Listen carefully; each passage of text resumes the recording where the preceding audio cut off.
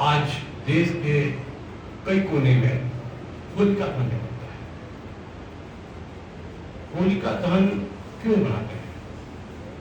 आज होलिका दहन में वहां पर भी यही था कि ईर्ष्या, अहंकार, बुराई, अंधेरा, ये सबसे अहंकारी, ये सब का एक घराना था जहां पर हर तरह की बुराइयां थी।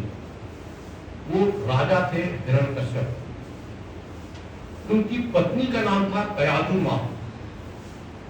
फिर मैं देश की बेटियों को बताना चाहता हूं, आप जो चाह लें क्या नहीं कर सकती। आप जाइएगा भक्त प्रहलाद की मां के बारे में पढ़िएगा। कयाधु माता भक्त प्रहलाद की मां ऐसे घराने में थी, ऐसे सोसाइटी में थी जहां पर हर तरह की बुराइयां थी। खाली निगेटिव बातें क्या, अहंकार, ईर्ष्या और मारकाट से लेकर के जो भी बुराई हो सकता है, चारों ओर ऐसे ही था माहौल वहां पे। ऐसे माहौल में रह करके भी कयाधु मां ने भक्त प्रहलाद को जन्म दिया। अब आप सोचिए क्या भला नहीं कर सकते। वो भक्त प्रहलाद जो बाद में जाकर के सत्य को और अच्छाइयों को कैसे विजय होता वो नहीं होता। जो होलिका दहन में मनाते हैं कि रावण की जो हिरण्यकश्यप की बहन थी उनका नाम था होलिका। ऑब्वियस है कि जैसा राजा होगा उसकी बहन भी होगी, वो भी राक्षसी थी। उनको वरदान मिला था कि हम चादर ओढ़ करके आग में बैठ जाएंगे तब जलेंगे नहीं। और हिरण्यकश्यप को जब भक्त प्रहलाद का जन्म हुआ, भक्त प्रहलाद विष्णु भगवान की पूजा करते थे, विष्णु भगवान के भक्त थे, और हिरण्यकश्यप को आशीर्वाद मिला था कि उसको हम मार नहीं सकते, उसको बहुत सारा प्रतिकल्प में है। तो उसका इसका घमंड हो गया था कि सबसे बड़ा राजा तो मैं ही हूं, मैं ही देवता हूं, सब कुछ मैं हूं। उस अहंकार में चारों ओर तहलका मचा कर रखा था, धर्षण कर रखा था।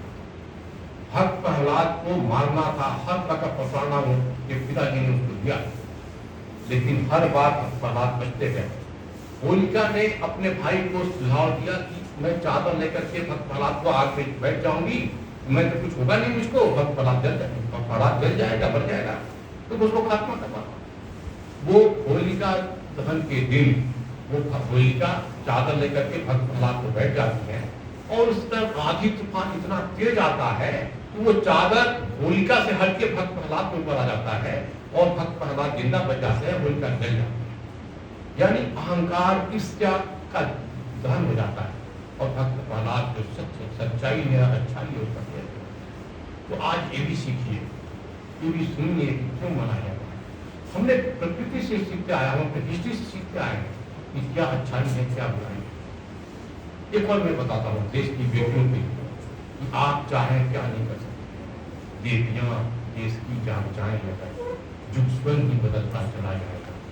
देवियां देश की जान बचाएं, युग स्वयं ही बदलता चला जाएगा।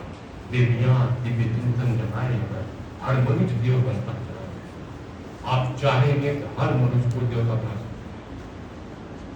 आइए आज ये भी प्रण करें कि देश की आधी आबादी को अपने राष्ट्र के निर्माण में आगे बढ़ के काम करें।